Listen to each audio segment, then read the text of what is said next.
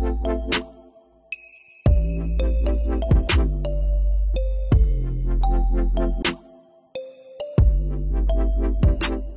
Mindful Life Practice.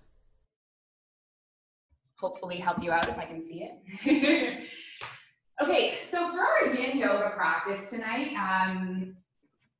you might want to have a couple of pillows nearby just to kind of like cushion yourself because we don't have any props from the studio.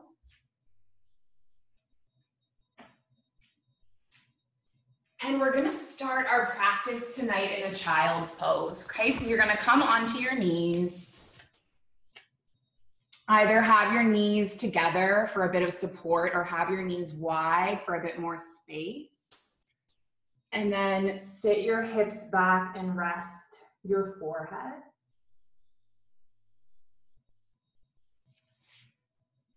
So if you've done more active style yang classes with me, this is quite different.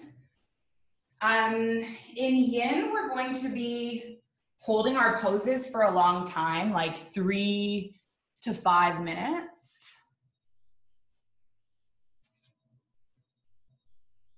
I'm going to try to take you through some of like the more beginner and the fundamental poses from yin, because I know there are some people joining tonight who have never practiced yin before.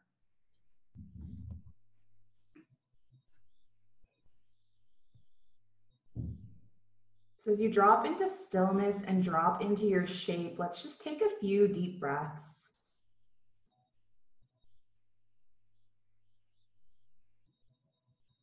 It's kind of quite a transition to go from like our like upbeat and energetic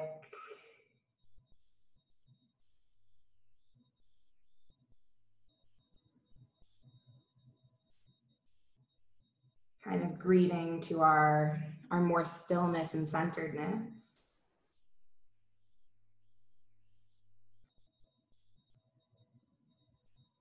So as you take deep breaths in and out here,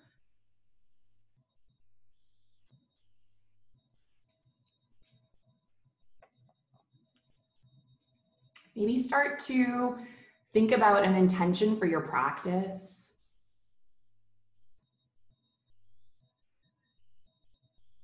Our poses tonight are going to be kind of heart-centered and hip-centered.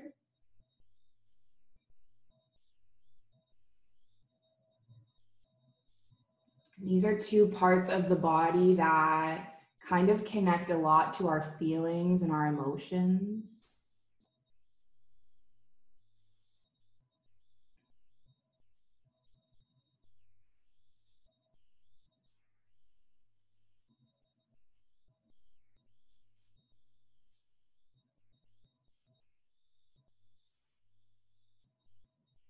And I know it's a time period when a lot of us are feeling a little bit disconnected as we are like in isolation in our homes and separated from other people.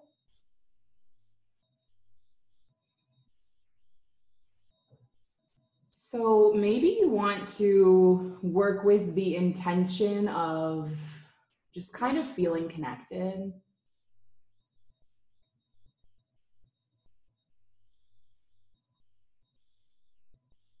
Whether that is connected to your body, connected to your feelings and sensations.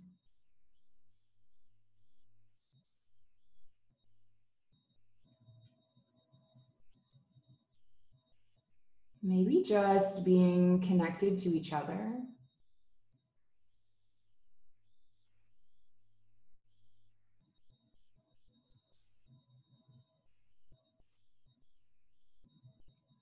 Whichever one you take and you want to work with, let's take just a couple more breaths down into this pose.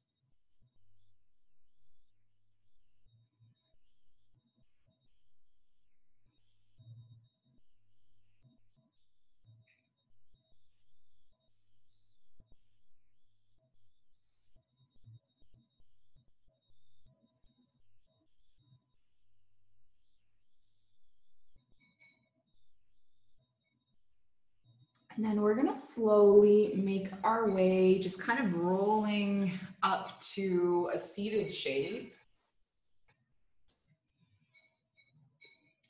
And the first pose we're gonna come into, it's called a butterfly pose. We're gonna be seated, and you can either be seated like on a cushion or maybe flat on your mat. You choose like if the soles of the feet are pressing together a little bit closer or a little bit further away. If your knees feel like unsupported up like this, you can support them underneath pillows. And then as you breathe in, lengthen through your heart and extend through your spine. And then as you exhale, we're gonna start to curl forward. And then I'm just gonna put a timer on my phone. We're gonna be here for about 3 minutes.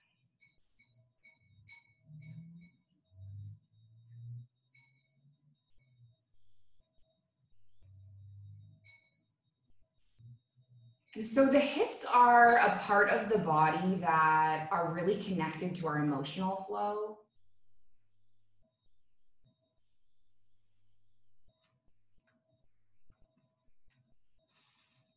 We carry a lot of our tension and stress here.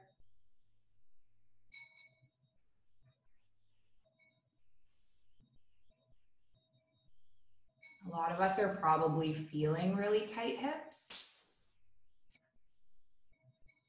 because we've moved through a transition from very active, kind of out and about daily lifestyles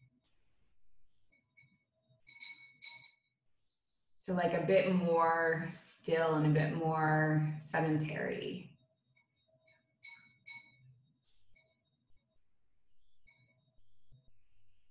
So when we start to open up this part of the body, we sometimes are met with like feelings.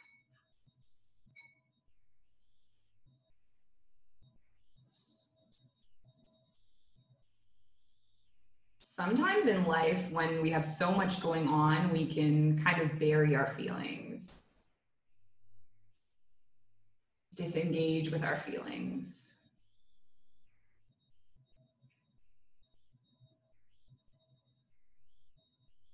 And then if we kind of avoid or disengage them, they can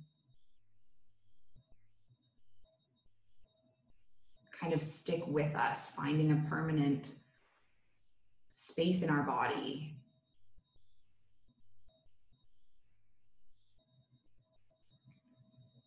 As we're just kind of gently working into this,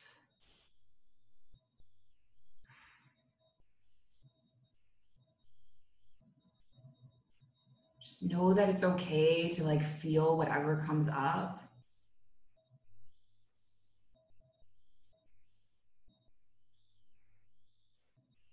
Just accepting and acknowledging these feelings.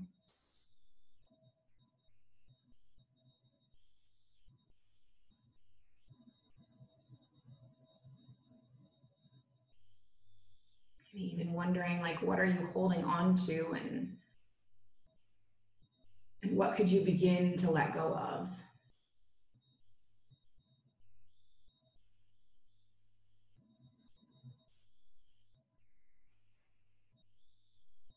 So we're going to be in this butterfly pose for about 30 seconds more.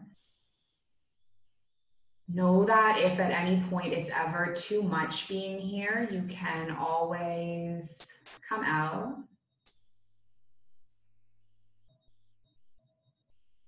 But if it's just a little bit of discomfort, see if you can stay with it and sit with it.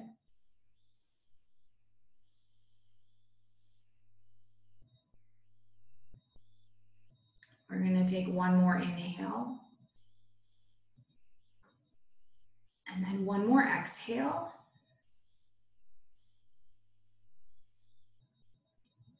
And then you're just going to gently roll up. So in between every yin pose, we're going to take a rebound, and the rebound is really up to you. You might come all the way back into a shavasana with your heels on the mat and your head grounded. You might be happier in a seated position or maybe lying on your belly or in child's pose. Doesn't really matter to me what shape you take. It should just be one where you can be neutral and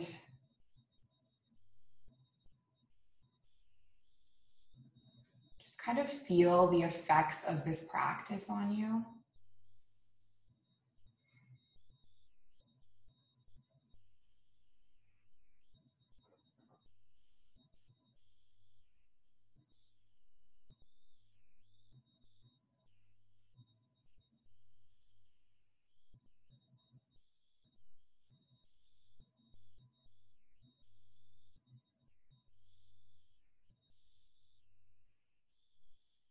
And then take one more inhale. And then one more exhale.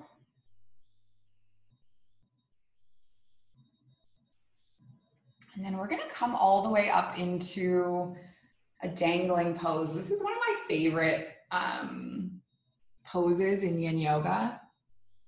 Often, so it's just kind of like a waterfall forward fold, and you're gonna bend the knees. And often when I teach this pose in a yoga class, I will cue people to have props to support themselves, like blocks and pillows.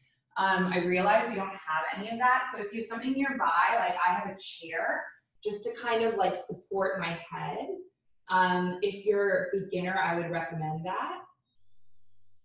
And if you're okay just neutrally dangling, then you can also do that. It doesn't really matter. Just kind of choose what is most suitable to you. Knowing that we are going to be here for 3 minutes, so you want it to be a posture that you can commit to.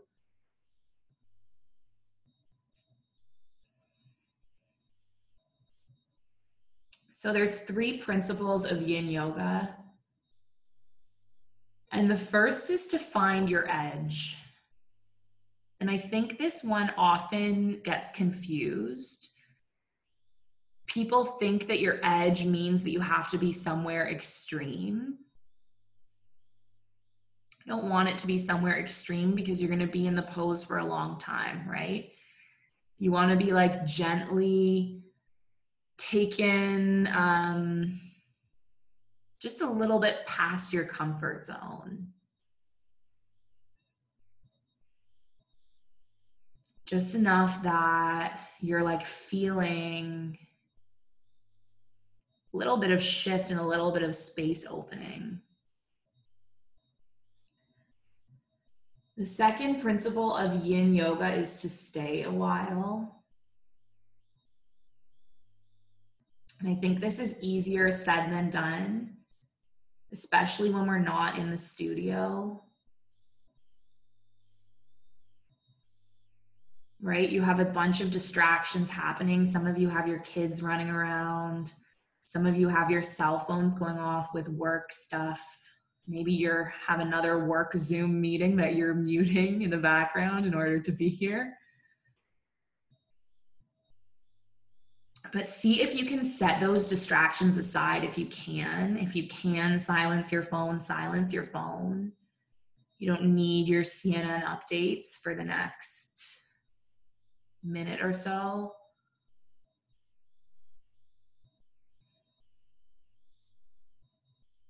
Try to resist the urge to fidget or move.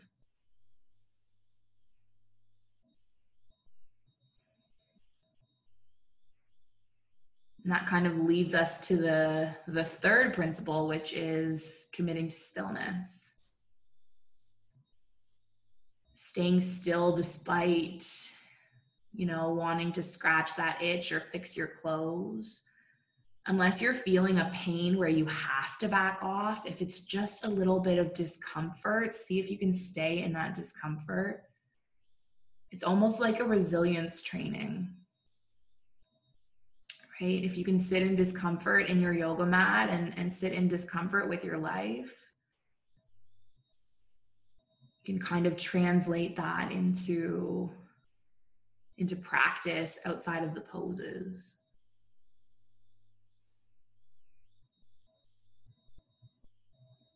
Let's hold this dangling pose for 3 more breaths.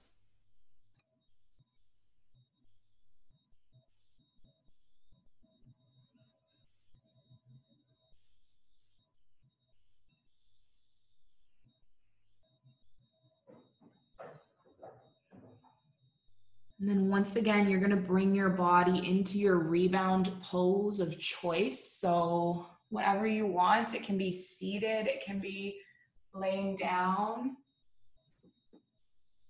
it can be child's pose. I see some things in the chat. Okay. Oh, my mom's leaving. That's okay.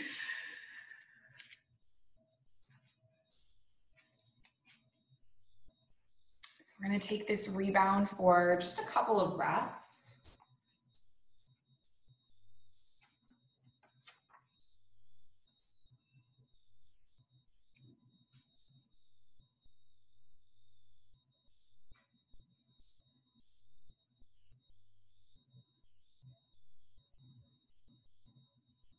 And then the next pose we're going to come into is a really gentle back bend. It's a heart opener. So you can either just like flip over onto your belly or however way to get there. This is called Sphinx pose. It might be nice to have a pillow underneath your elbows, or maybe like closer to underneath your navel, like this. You can decide and play around with what your feet are doing.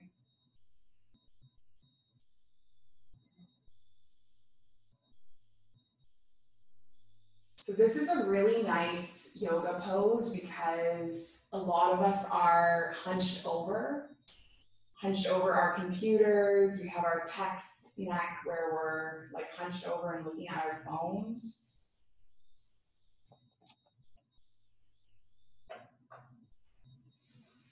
So this posture kind of counters that.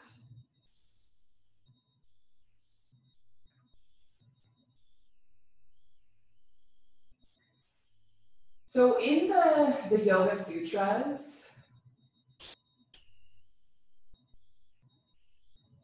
there are these 10 yamas and niyamas. They're kind of like moral and ethical commitments, like commitments students make on the path of yoga. And if you've been practicing with me, if you're doing the 30-day challenge, we've kind of already spent some time talking about the first two, which are ahimsa and satya. And since our practice tonight is kind of about being connected and it's opening the heart and the hips, I thought what's most relevant is the practice of ahimsa. And what ahimsa means is it's like a commitment to nonviolence, committing to do no harm to others around you.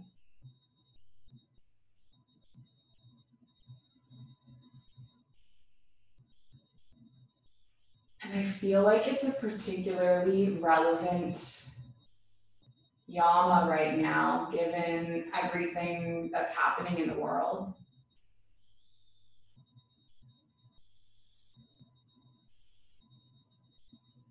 Right, we're in a place right now where we're kind of fearing others, we're judging others a little bit.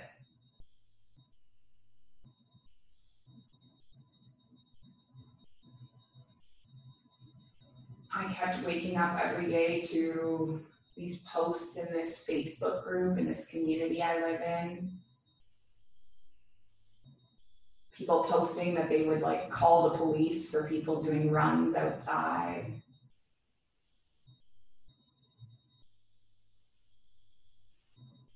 There's just so much like judgment and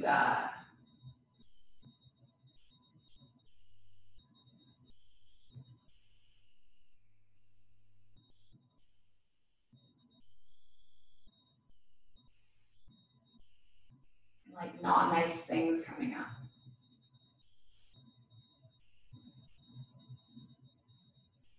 So when you're making a commitment to practice ahimsa, it's kind of up to you how you want to interpret that.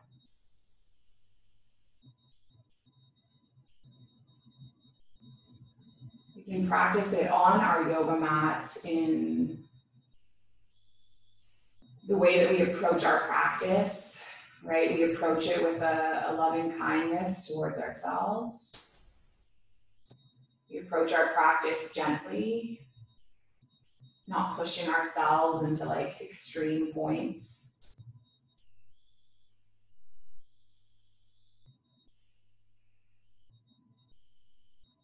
It also extends into how we operate off our yoga mats.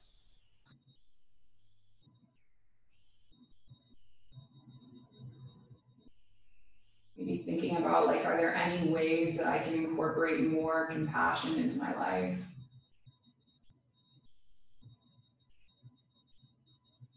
More compassion towards the people around me.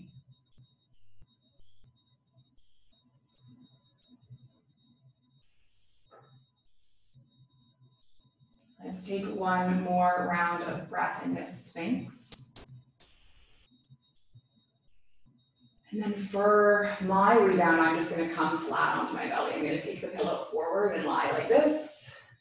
Something else might be more suited to you. Seated or child's pose or whatever.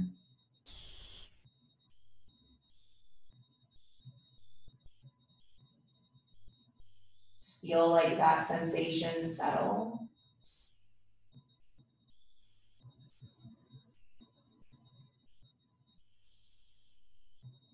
Notice what, if anything, has subtly shifted within you.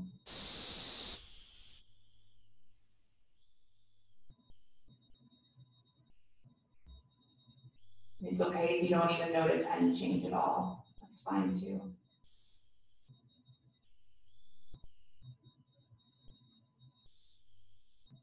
Now let's take one more round of breath.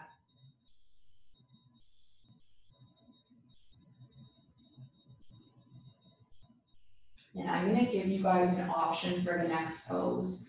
So there's two different variations of what I'm going to show you.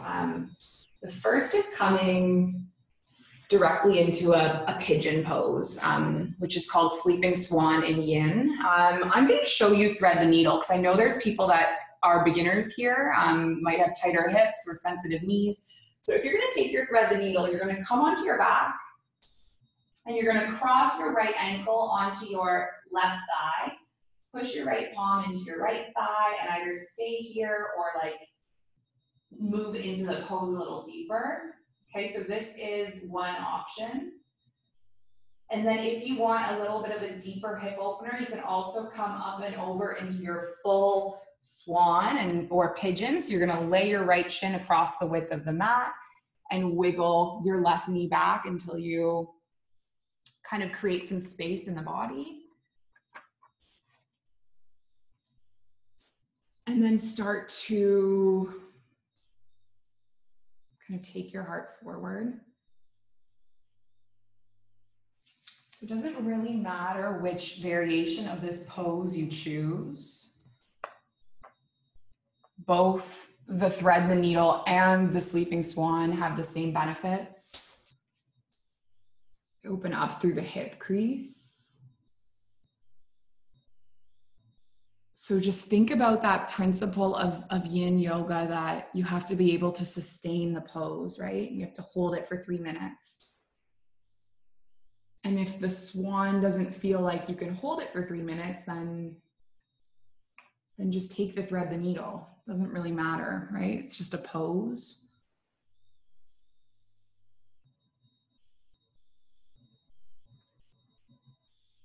Remembering that what we're doing here, it's not competitive, it's collective. It's not supposed to look good, it's supposed to feel good.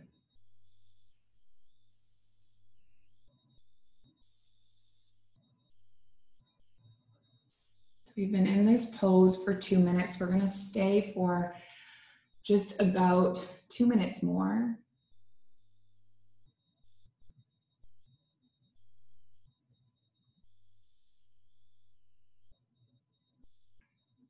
So coming back to that concept of ahimsa.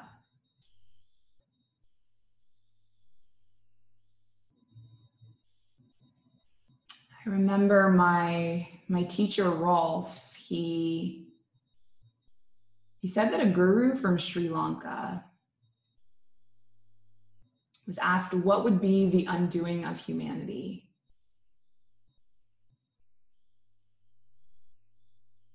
And he answered, the separation between you and me.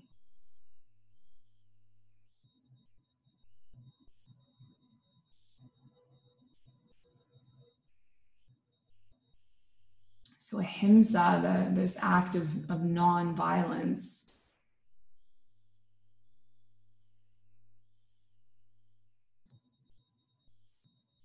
it asks us to abandon the notion of separation.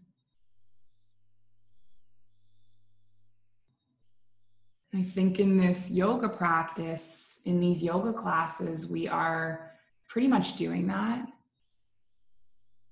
Like you hear on this call, we have Nicole in the Dominican Republic, we have Jenny in Wisconsin, we have my friends in Toronto, and my first yoga teacher, she's in Kingston.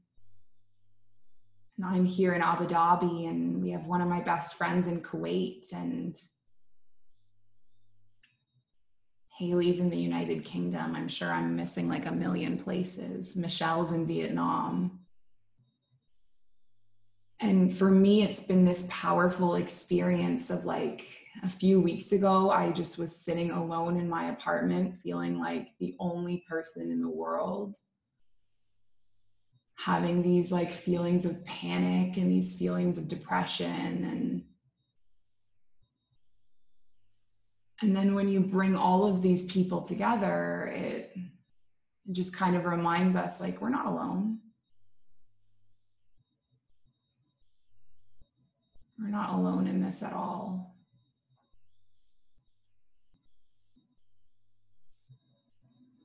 Kind of all in this together.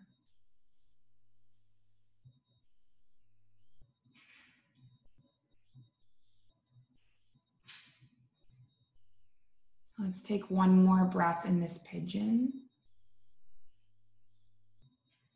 This swan.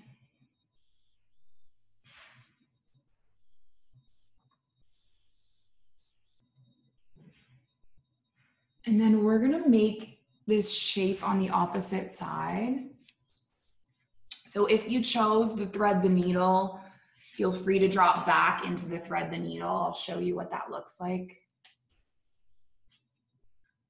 So this time you'll cross the left ankle over the right thigh and flex the toes, and then kind of use the angle of the right knee to drop deep into this. Or if you did the sleeping swan on the right side, you can do it in the left. And I forgot to tell you guys how to prop yourselves up. You can have a pillow if you want underneath your forehead. You can have a pillow if your hip crease is floating underneath your hip. There's like so many different ways to support yourself, and there's really no right or wrong with this.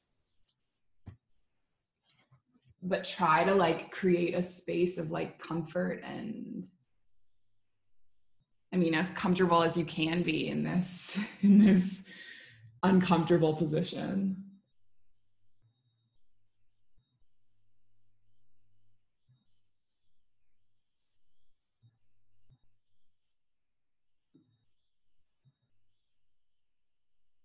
So I said before that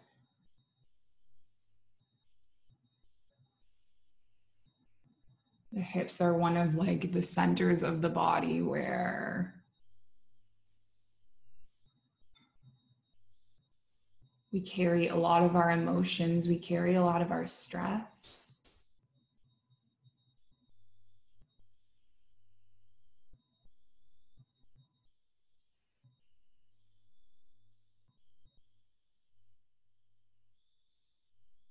And so I think it's normal when you're in this shape, especially at a time in our lives that there is so much stress, that like different feelings and sensations and emotions are coming up.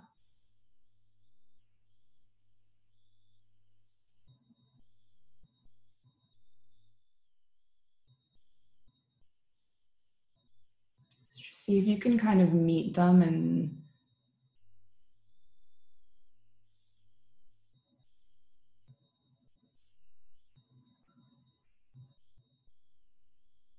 almost see them non-judgmentally.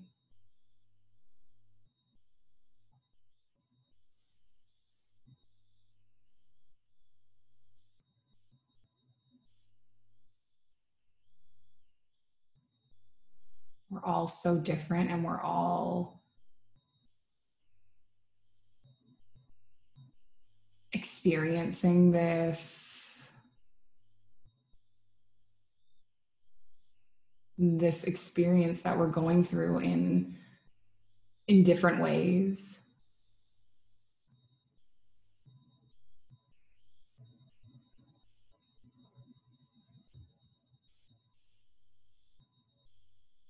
Some of us are more emotional about it than others. Some of us are like in total shock.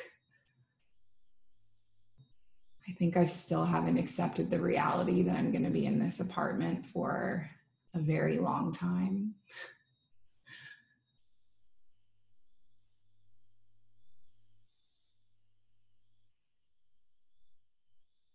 Just kind of notice whatever comes up for you and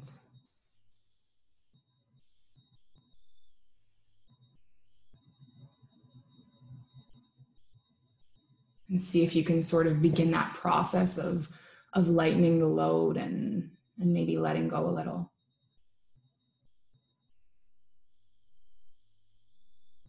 Okay, we're almost done here. Let's take one more breath. I think I kept you there way longer than I meant to.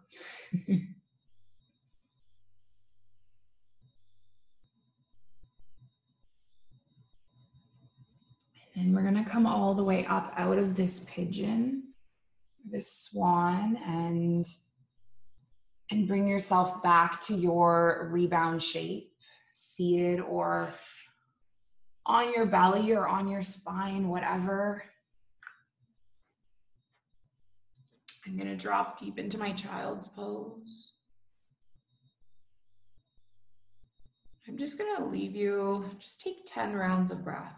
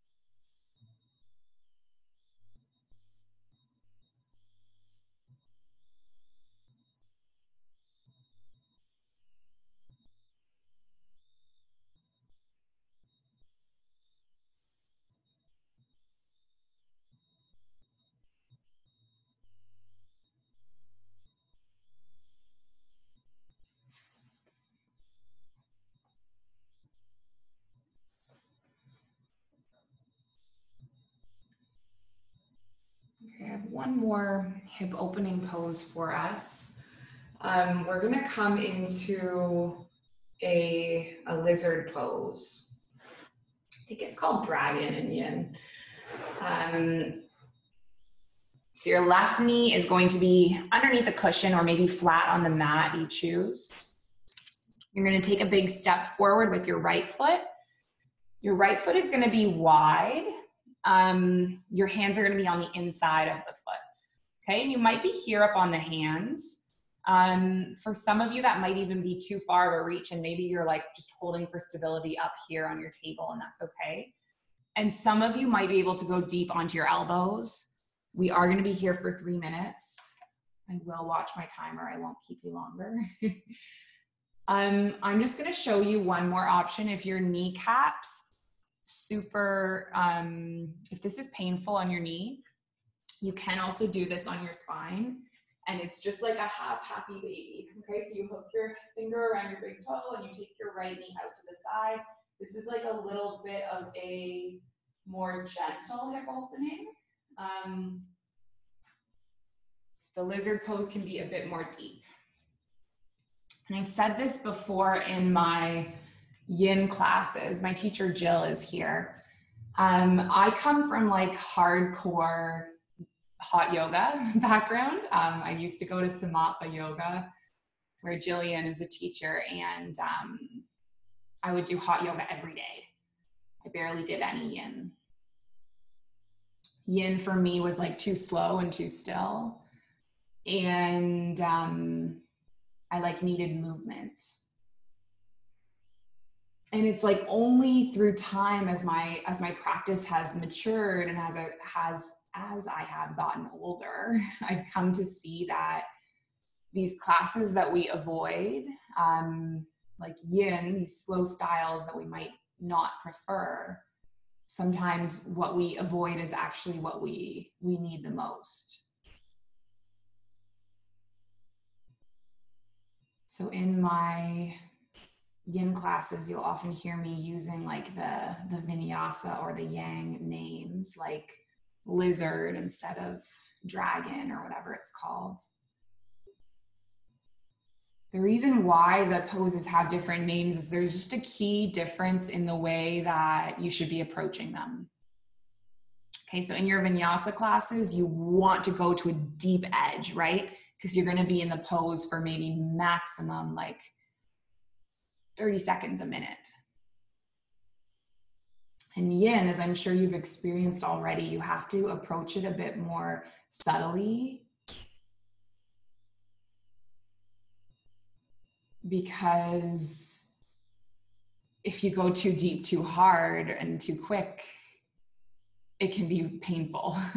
You have to back off. So that's the reason for the different poses between yang and yin yoga. And I just remembered one more thing, actually. Well, we'll just stay on this side for 3 more breaths, and then I'll tell you on the other side.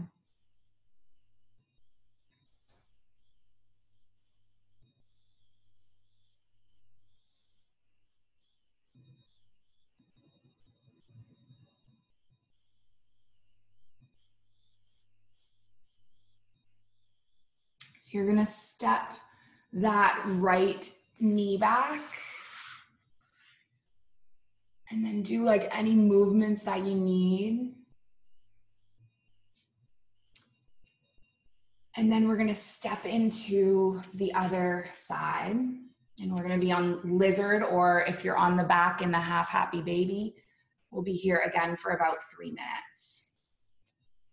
And so the one thing I was gonna say is that my teacher, Jillian, who's in this class, she's all the way back in Canada. She was my teacher like 10 years ago. Jillian, you'd find it interesting to know that I actually mention you a lot in my classes. And I tell the story about how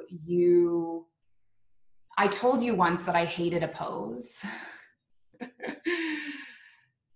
And every time that I go to Jillian's class, she specifically puts that pose into the sequence. Even now, even 10 years later, when I go back home to visit Kingston in the summer. and I tell that story a lot, because what you taught me is that if we avoid these poses that we hate, we'll never grow, and we'll never sort of adapt to them, and we'll never learn, you know, why we dislike the shape. But because it's my birthday, we're not going to do that pose. We actually never do it in my classes very much, because I don't like it. It's a wide-legged forward fold on your seated. So Anyway, now that I've told you guys that, I'm sure I'll get lots of requests for that pose. We're gonna be here for like 1:30 more seconds, just 3 minutes. Maybe you can come a little deeper for the last little bit.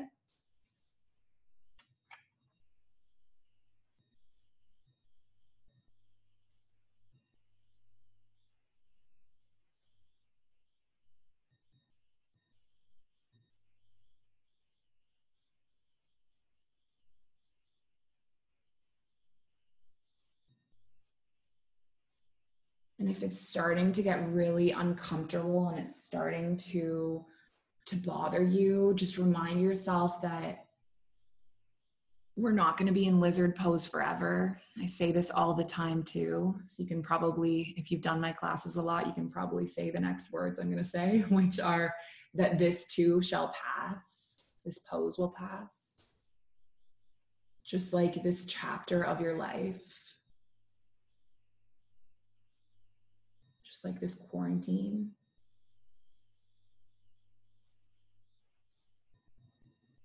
Can you be okay with this discomfort? Can you accept it?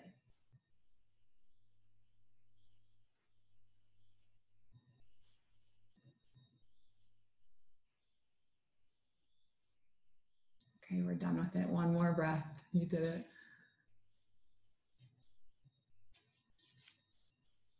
And then make your way up out.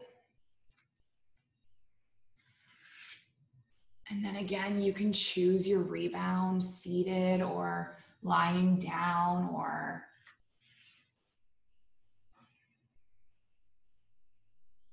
whatever, really. Take 10 breaths.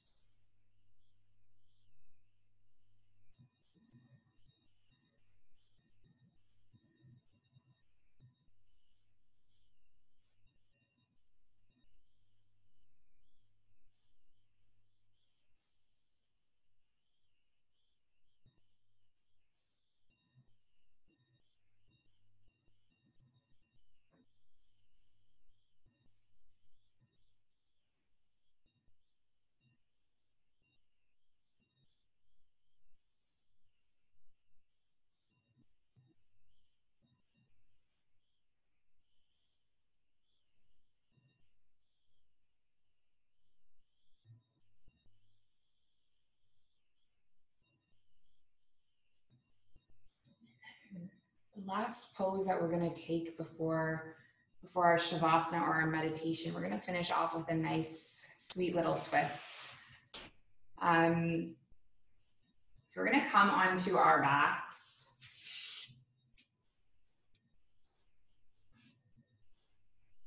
And then you can choose if you have like a leg variation you like maybe the twisted root or maybe your one leg extended.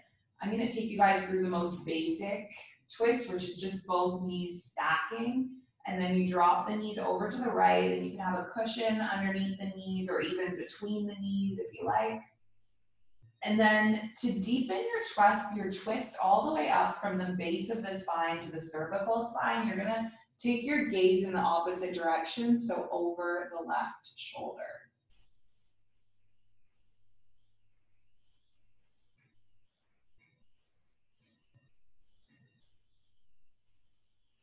And if that does not feel good with your gaze over the left shoulder, you can just take it back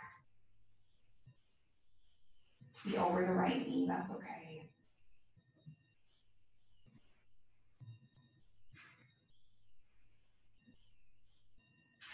I love ending our practices with a spinal twist because I feel like it's like this wringing out of a wet washcloth, and you have like all this tension and all this residue that you've accumulated throughout your day and your week and your life. And as you drop into this twist, your spinal discs compress and you just kind of let some of that go.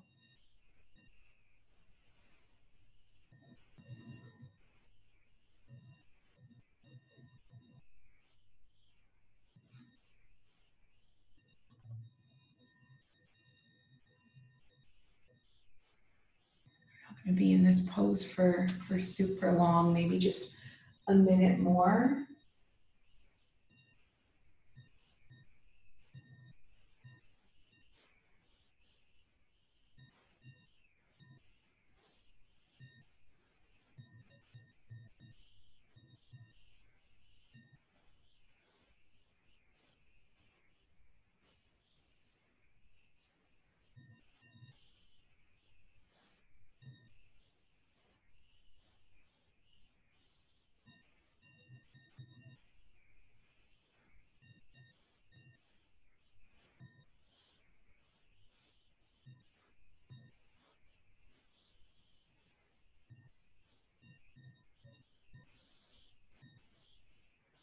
Let's take a couple more breaths.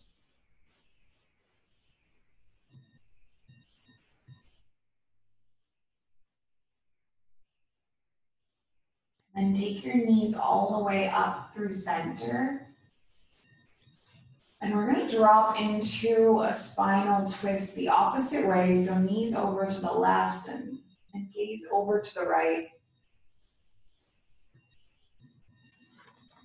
And I just want to share with you guys something. I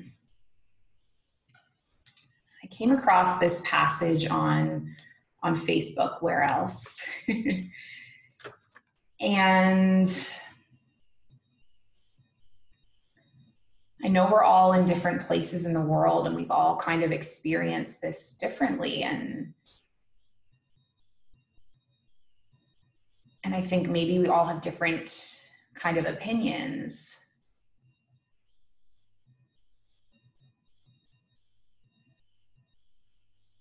I think it's really, really important that we're social distancing, and it's so, so important to keep space. But I also mentioned earlier, like how much judgment I'm seeing around each other. You know, people that are going out for walks here on my island just for exercise and probably for their mental health. You know, every day there's people posting on Facebook, I'm standing at my window, I'm going to call the cops on you. I think we're all kind of unclear on like what the rules are and what they aren't. I read this post and it really touched me. I think it was written by someone who's in the States. She said, I've seen a lot of nasty posts in regards to people making non-essential trips. Did you ever think that maybe the guy buying a gallon of paint, he knows he must keep busy because his idle hands in the past caused him to relapse and pick up that case of beer. So he's using this time to do home improvements, something that keeps his mind busy while feeling a sense of accomplishment. He's trying to avoid painful triggers while probably alone. Maybe that lady buying bags of soil and seeds, she struggled with depression and suicide. And how do you know that planting and watching something beautiful grow during this time of darkness isn't essential to her? Holding on to what little hope she might have. And we need to remember that it's impossible to know just by looking at a situation from our small lens what someone is going through or where their mental health is at. And I know everyone handles chaos and healing through different means. So I know we're all living on edge, but can we try to stop being so judgmental of each other?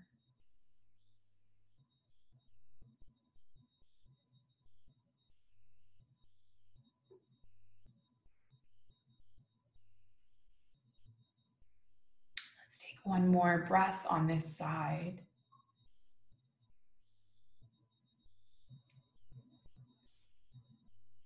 And then just bring yourself up into a little hug. Knees into the chest.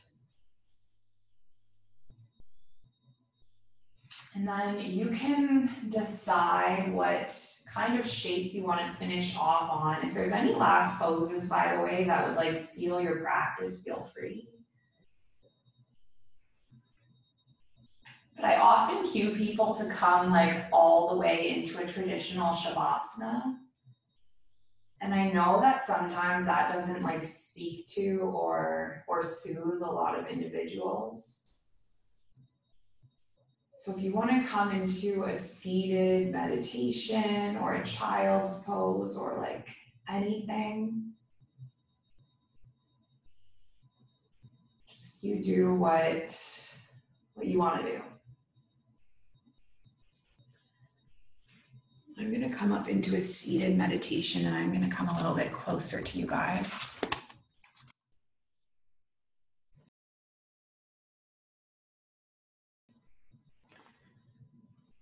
So this meditation I'm going to lead you through tonight, it's called a Tonglen meditation.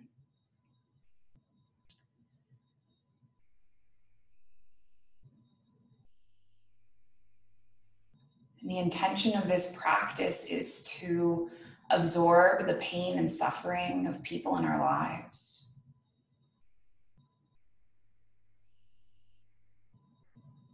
Send them good wishes of healing and health and energy.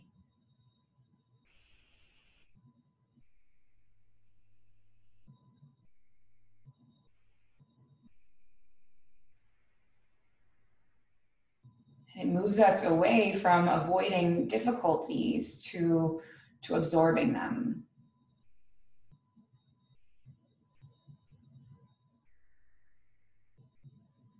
So we practice compassion and empathy on an inhale. And on an exhale, we're going to send out some positive energy into the world. So just find your posture being open and still. And then take a few breaths in and out.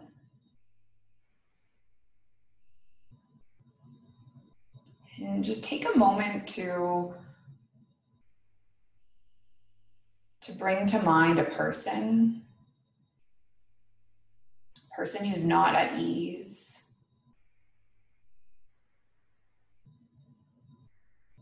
Maybe you know them. Maybe it's someone you don't know. Maybe it's someone who feels really alone in this isolation. Maybe it's someone in the hospital who's fighting. It could just be the whole world. I think the whole world is not at ease right now.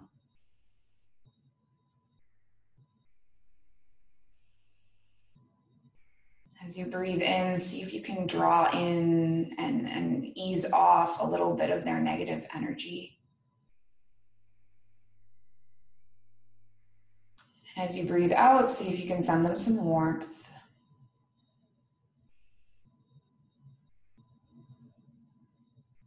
Breathe in and see if you can ease a little bit of their pain.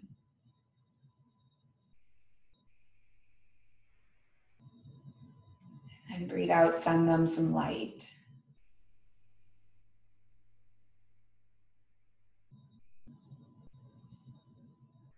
Breathe in some hardship.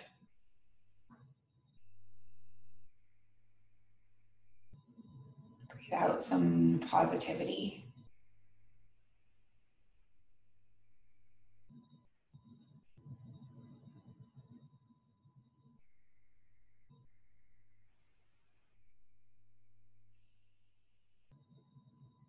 You can carry on with this intention or just move to natural breathing.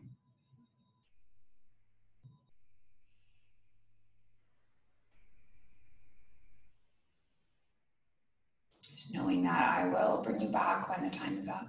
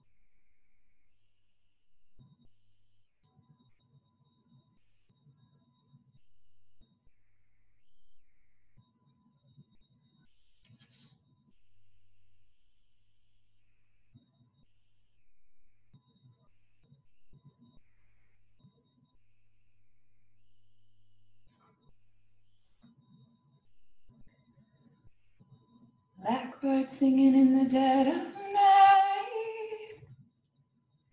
Take these broken wings and learn to fly all your life.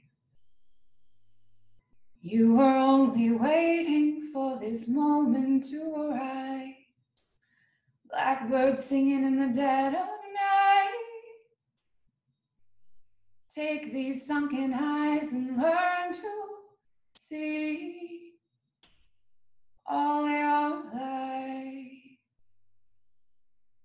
You were only waiting for this moment to be free. Blackbird fly. Blackbird fly into the light of the dark black night. Blackbird singing in the dead of night. Take these broken wings and learn to fly all your life. You were only waiting for this moment to arrive. You were only waiting for this moment to arrive. You were only waiting, moment to arrive.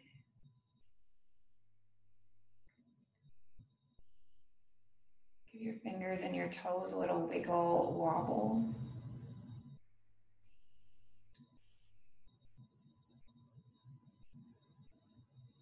And run a nice long stretch through the body, fingers all the way through toe.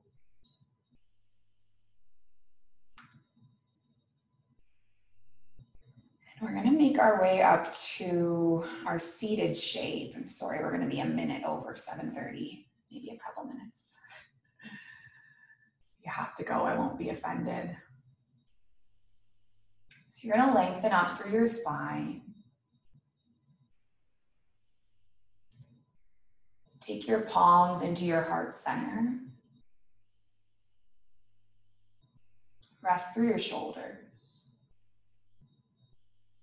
Soften your chin.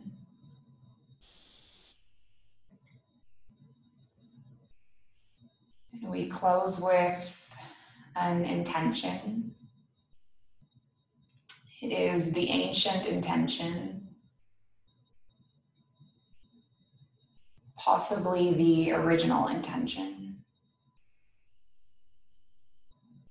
that our yoga practice remain steady and that our efforts be continuous and that our yoga serves and benefits all beings everywhere. May all beings be safe. May all beings be well. May all beings be happy and healthy. And may the thoughts and actions of each of our lives contribute towards this. So I like to finish with an Om sound, and I know we can't hear each other. And based on how that happy birthday song went, I think it would sound terrible. But as you chant Om, if you want to join, you don't have to. Maybe just feel your heart connecting to all of the hearts in this room around the world that are showing up for themselves and for each other. So let's take a breath in and then a breath out and then a breath in. Thank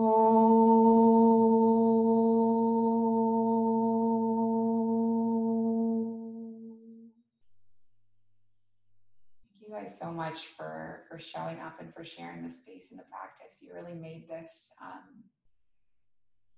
probably my best birthday ever. So thank you. Thank you. Om Shanti, Shanti, Shanti, peace. Namaste.